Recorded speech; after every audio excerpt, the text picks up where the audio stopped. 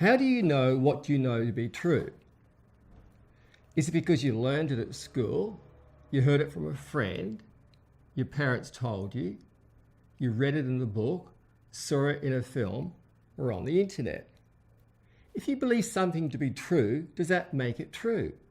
And if you believe something to be true, should it not be okay for someone to make statements that challenge your beliefs?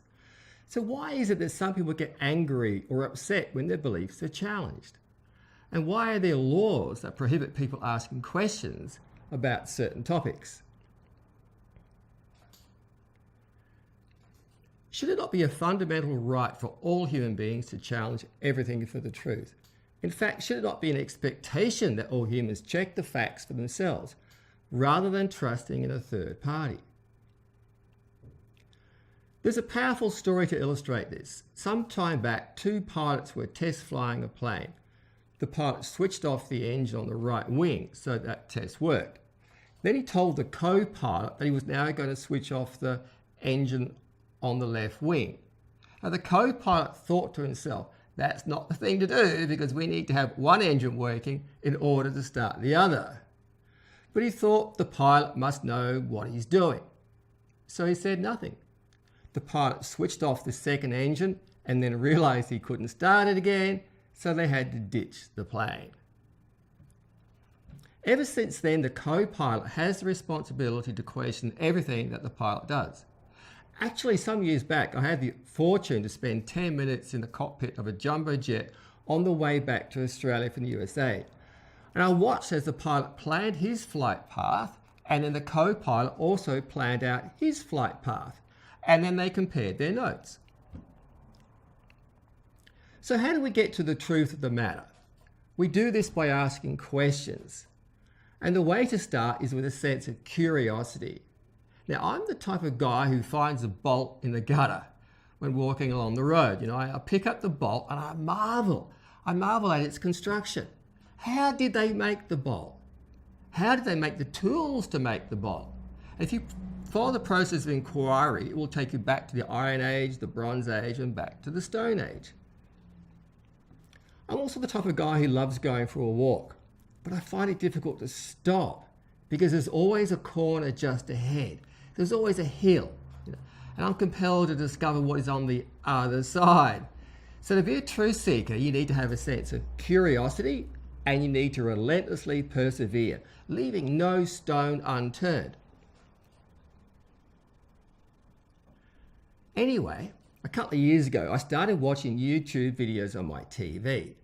I like history and science, so I searched for keywords on ancient history, recent history, quantum physics, paleontology, archaeology, evolution, and so forth. Then I get bored because I'm always looking for something new, and I'm also looking for patterns in the information. And once I recognize a pattern and I get an understanding, I feel a need to move on. So then I started searching for newsworthy items. And I've got an interest in religion, and Islam was topical. So what I did was search for keyword terms like Islam Sweden, Islam Australia. So I think I searched about 20 to 30 different countries. And as you know, when you search on YouTube, you get a list of titles with thumbnail images, which makes it fairly easy to recognize sources of information that you've already checked. So let's say I use the keywords Islam Sweden. There would be a list of videos from various YouTube channels. What I did was just to randomly click on any video. If it interested me, I would watch more videos by the same people. If not, then I would avoid that channel. Perhaps until later. I came across videos on Islam by an American scientist, Bill Warner. His approach is to treat information as data and then to pass the data. But it's worth checking out his videos. And then I saw some videos on slavery. So I started searching for keywords on slavery. And to my surprise, I learned that slavery had been practiced by almost every society for thousands of years. I already knew about the transatlantic slave trade, but now I learned about the trans-Sahara slave trade. And then I discovered which religions and groups played a dominant role in the slave trade. This was a real eye-opener because Hollywood gives you one story, yet when you search for the truth, you find something totally different. So the search for slavery took me all over the world, and I began to recognize more patterns and interrelationships between the other topics I had already researched. The interesting thing is that most of this information is right in front of your face, but you have to adjust your eyes to see it. It's like that ink drawing, where you either see the young woman or the old woman. And this is dependent upon a meta program, in this case, foreground versus background. So sometimes we're focused on the foreground, sometimes we're focused on the background.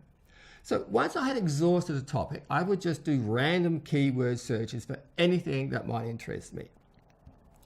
This is like checking around the corner, walking to the next hilltop to see if that is the direction that I should explore. So then I started searching for videos on the Second World War. Now, most of the videos were by the BBC, and it doesn't take long to see they've got a strong bias. So looking for something different, I came across other videos which really got me thinking. So then I looked at all the historical aspects of the Second World War. Now, I was born in England. My mother had her home bombed in London. She lost an eye. Her brother never returned from a bombing raid over Germany, and my father served in the British Air Force. So, a typical cultural need to support my bias. But nearly everything I discovered turned out to be the opposite of what I had believed to be true. I found myself learning about the Second World War from a different perspective. Then I learned about the Balfour Agreement, which took me on a search for information about Israel.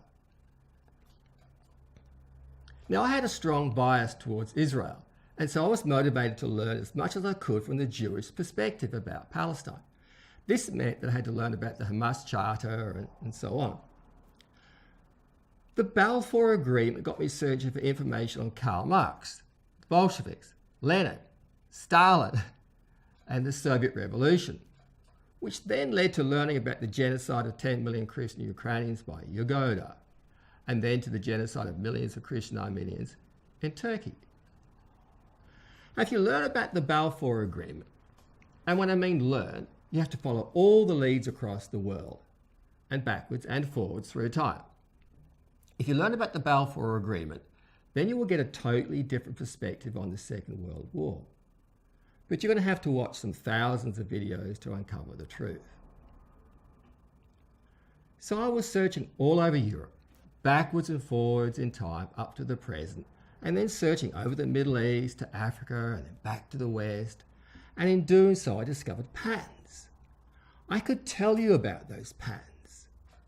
But I would rather that you learn to challenge everything for the truth and discover the patterns for yourself. You can see my method of inquiry at the NLP peace mapping page on my website. The primary tool that I use is the NLP meta model. You can find links to the peace mapping page and the meta model video in the comments box below the video. And remember to keep on challenging everything for the truth.